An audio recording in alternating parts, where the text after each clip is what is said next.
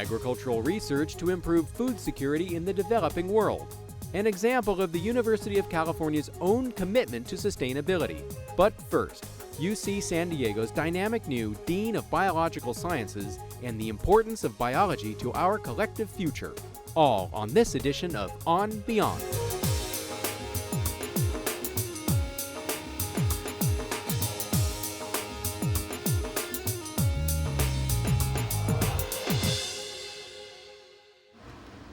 San Diego's world-renowned biotechnology industry was spawned by UC San Diego, and it continues to grow, supplied by new ideas and fresh talent from the university's Division of Biological Sciences. Dean Steve Kay talks about the future of biology and what it means for San Diego and the rest of the world. San Diego has been very fortunate during times when certain sectors of the economy were on a downswing to have an explosion in life sciences research in the biopharma community that we see.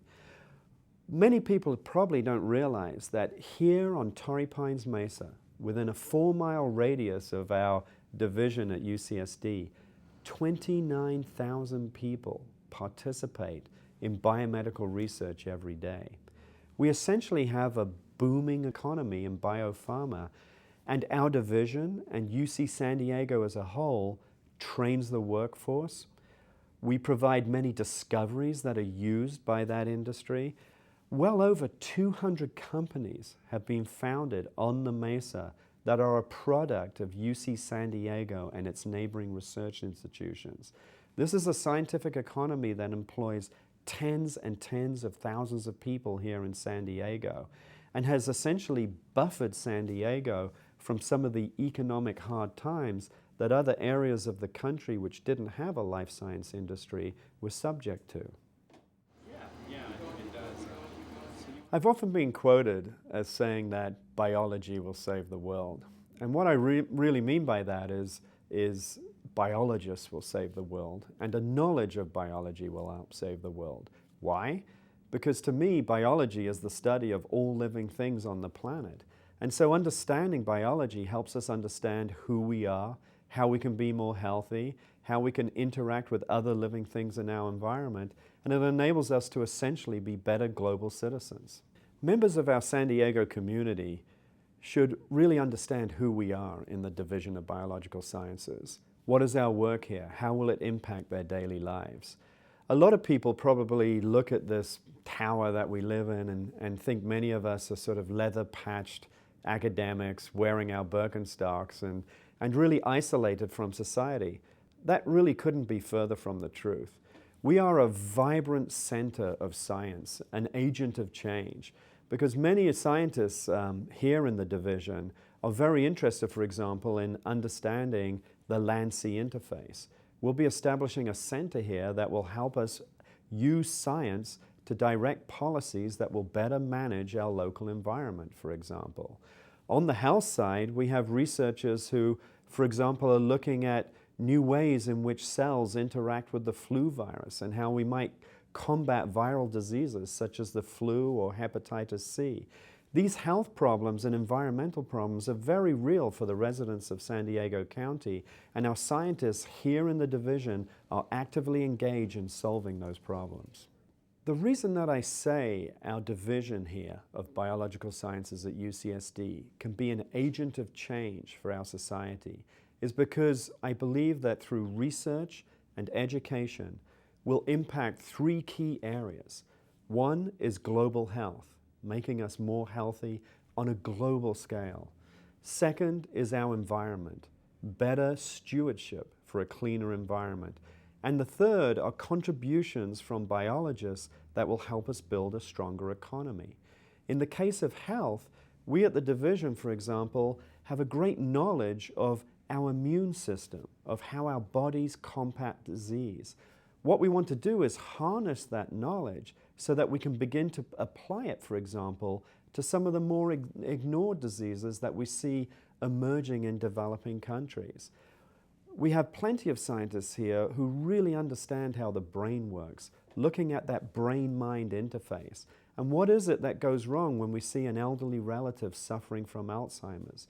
Biologists in our division are really coming up with new ideas about what is the disease process in Alzheimer's and how they might tackle that.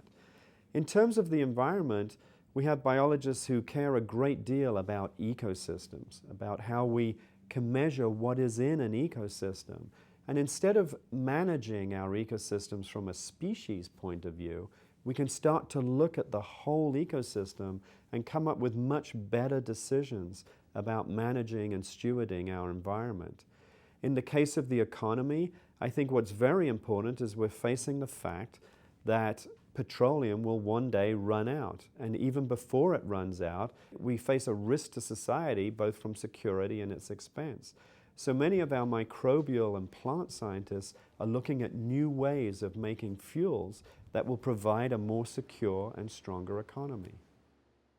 It's very interesting that ethanol would be so much in the press right now. It's either on a vote about whether we should ban it on our beaches, or what we're hearing is this strange phenomenon that ethanol is essentially being grown in the Midwest or somehow being produced from vast tracts of sugarcane in Brazil. So what is biofuel and why does it matter? And are we really going to be converting corn on the cob into something that we can pour into our car engines? Well, we really are facing a crisis, an impending crisis in our fuel security. And what scientists need to do is to look at two major issues. The scientific one, that we know we will run out of petroleum reserves, and the second is the expense and national security that's involved in acquiring petroleum resources.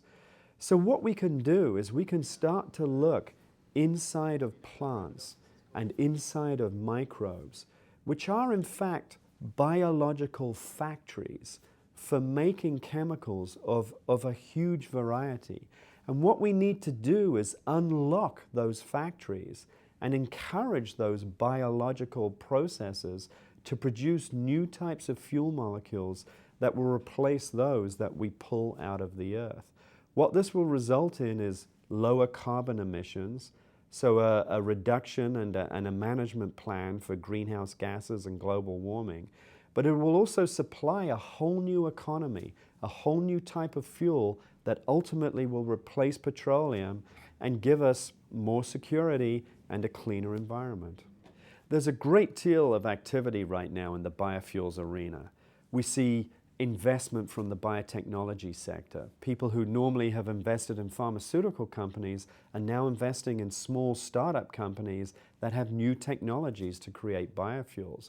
We see large oil companies facing the facts that they're going to no longer have petroleum reserves, and we see governments facing the facts that they have to play an active role in environmental stewardship and really take big measures towards ameliorating global warming.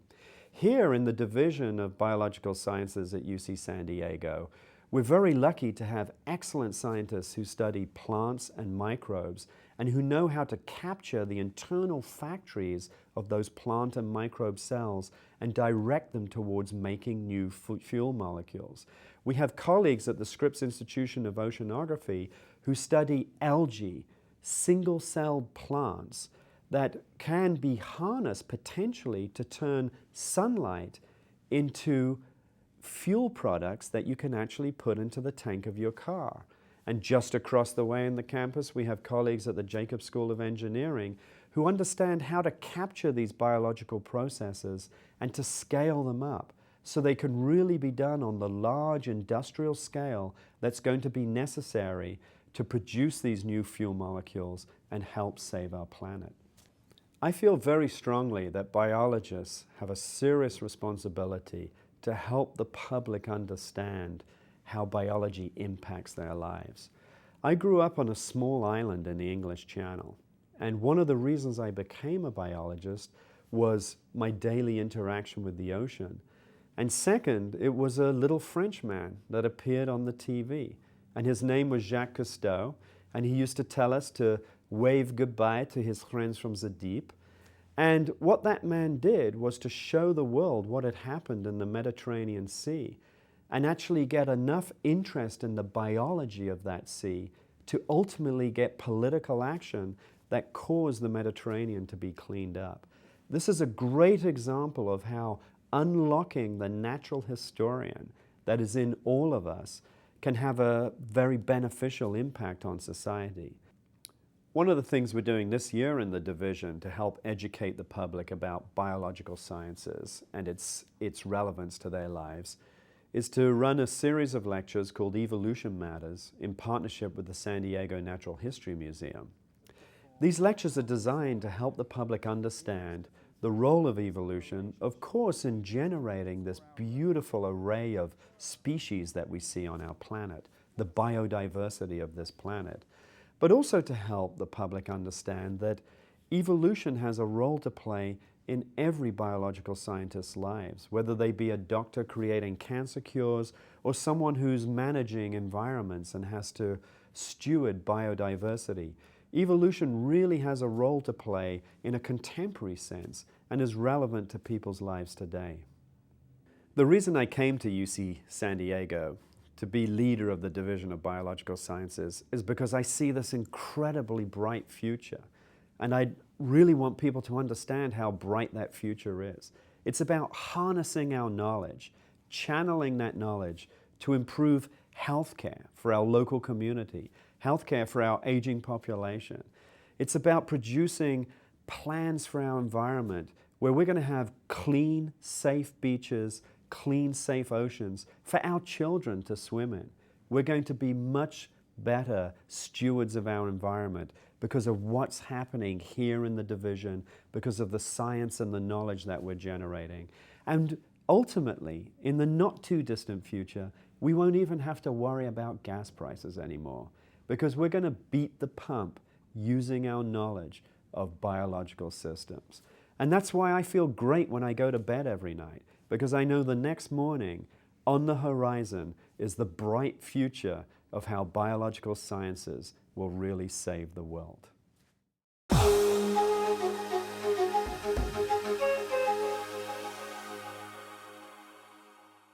Providing food security, one of the greatest challenges of our time, is a critical goal, especially in the developing world, where crop destruction by drought, disease, and pest infestation swiftly places millions of lives at risk of hunger. Scientists at the University of California, Riverside are helping to meet this challenge by focusing on cowpeas, a protein-rich legume crop of immense importance to Africa.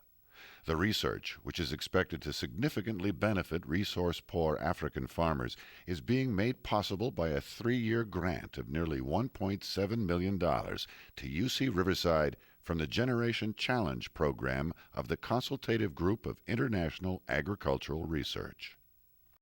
A team of researchers led by Jeff Ellers, Philip Roberts, and Timothy Close work in both field and labs studying the cowpea. We're here at the University of California, Riverside, Coachella Valley Agricultural Research Station, about 80 miles due east of the Riverside campus. And this location provides an ideal site to do drought work on different crops, particularly cowpea. It allows us to plant late. This particular trial was planted in, August 10th. And you can see now we're in mid-November and it's still quite warm out here. It's probably 95 right now at 10 o'clock in the morning. The other thing about this site, which is very unique, which allows us to mimic what's happening in Africa, is the very poor soil. This is virtually a beach sand type soil.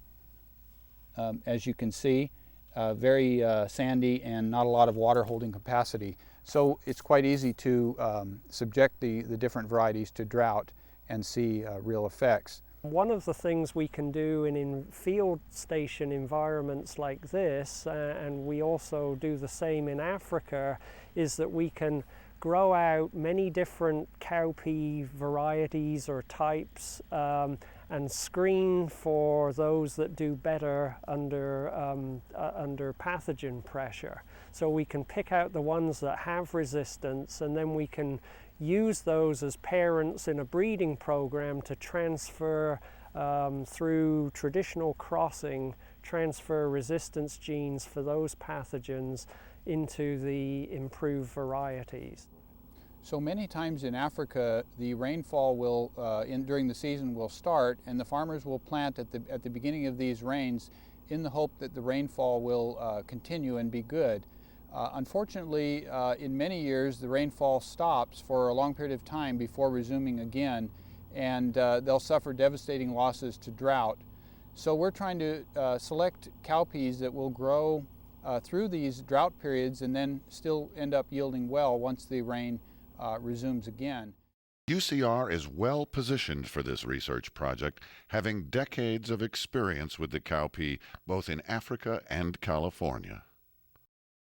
So over the years at UCR, we've developed a large collection of cowpea genetic resources, and these are cowpea varieties that have been collected from all parts of the world, mostly in Africa. Probably 70 to 80% are from Africa, and these are collected from villages to research stations to varieties that are sold commercially in markets and so on.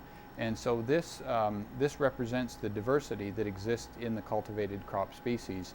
What we do in the lab is we use DNA samples to identify these genetic traits that we're interested in cowpea. And the DNA system is like a fingerprinting system, and we're looking for distinct fingerprints that are linked on the chromosomes of the cowpea plant. We see a lot of potential for cowpeas in the United States in many different new as well as old applications. There's opportunities as a fresh snap bean product. We're developing all white types that can be used in value-added foods. They can be added in to nutritionally supplement many of our common foods such as mashed potatoes or breads, cookies and crackers.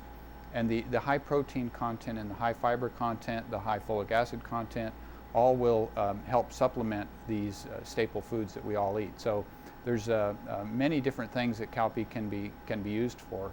Just to give an example, in parts of Africa, actually in the northern parts of Senegal, and also there are statistics showing from Somalia that up to 90% of the crops is sometimes lost to the fungal pathogen.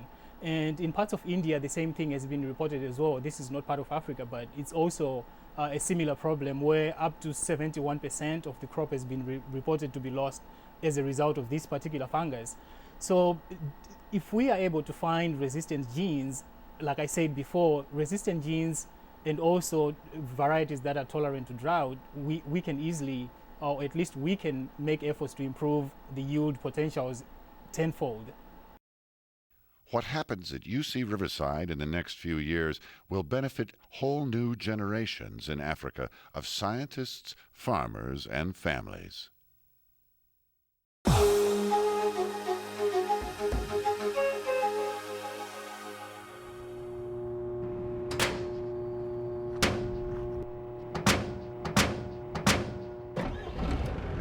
Juice, power, energy.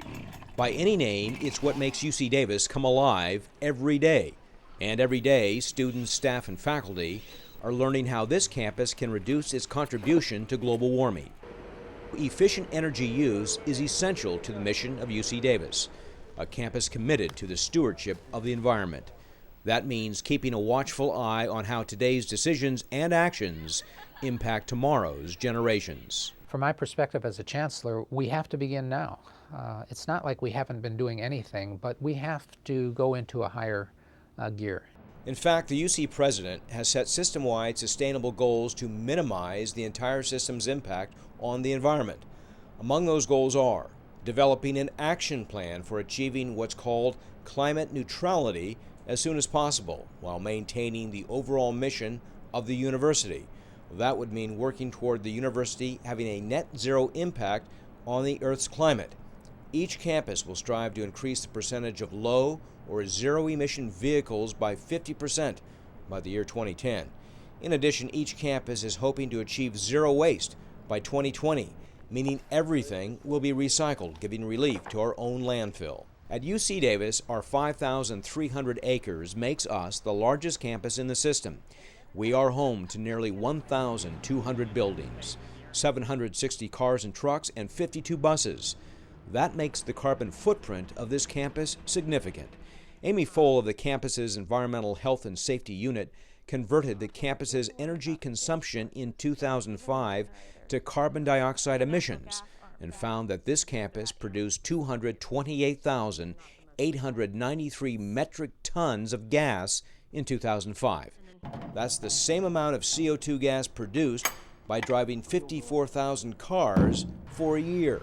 The biggest contributor to our carbon footprint is the natural gas usage and electricity consumption. The energy bill for campus is about $25 million per year, of which about $15 million is for electricity and about $10 million for natural gas. If you include all of our auxiliaries that pay for their own services, we're up about $45 million for the total campus utilities program. Just by updating mechanical systems, the campus will save $1.5 million a year in energy costs and reduce the carbon footprint by 4%. New campus facilities are designed with 5 principles. They are sustainable sites, energy efficiency, water conservation, wise use of building materials, and indoor air quality. The Gladys Valley Hall included those elements, and as a result, it is the most energy efficient building on campus.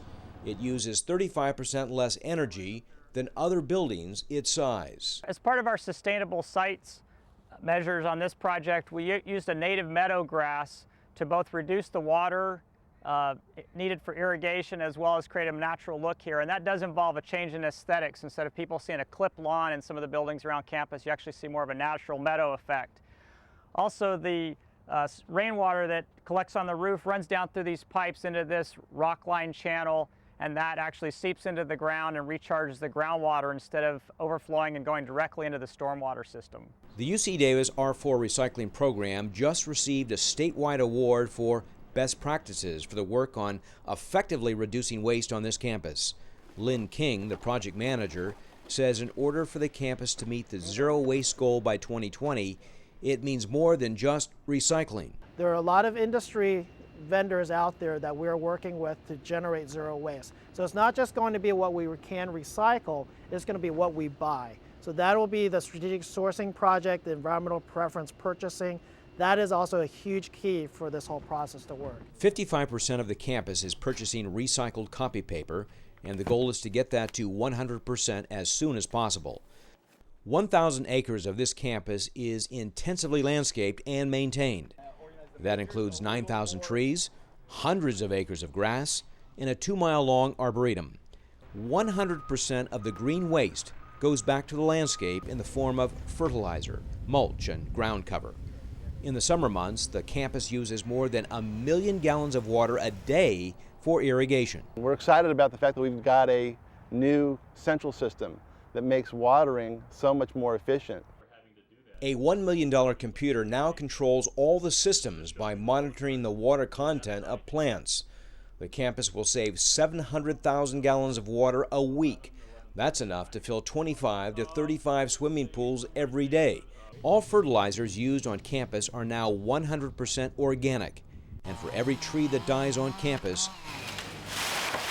2 are planted.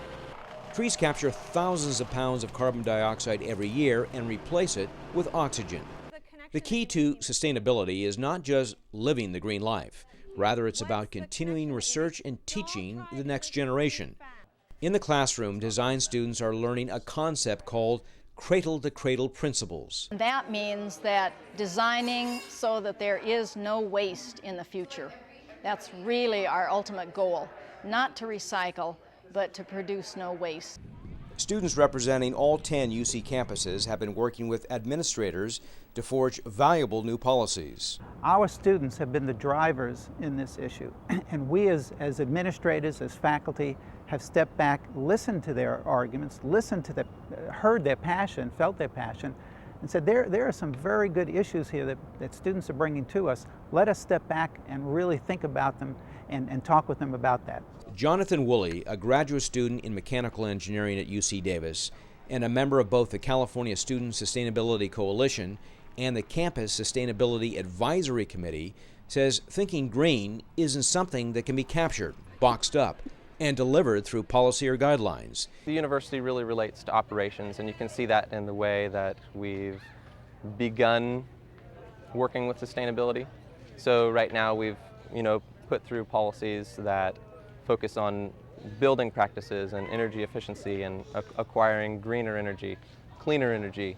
UC Sustainability Chief believes that the goals set by the university are achievable. I have to be optimistic that we can achieve them because society depends upon it.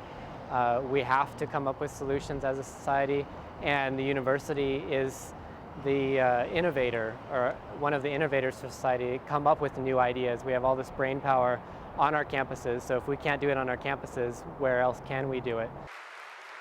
At this year's convocation address to the campus community, Chancellor Larry Vanderhoof said UC Davis is taking action now. And we're committed to purchasing 20% of our electricity from renewable resources by the year 2010. And we're committed to sharply focusing the campus's carbon emissions as quickly as we can. We're going to focus on reducing those emissions. It's absolutely essential. And if any campus in this country can do it, we can. We have a long tradition of environmental research and leadership and sustainable practices, but it won't be easy. We certainly cannot succeed unless we do it together. The transformation to a sustainable society will be challenging, but we need to remember that this is an investment, not an expense. After all, we live in critical times. Paul Fotenauer reporting in Davis.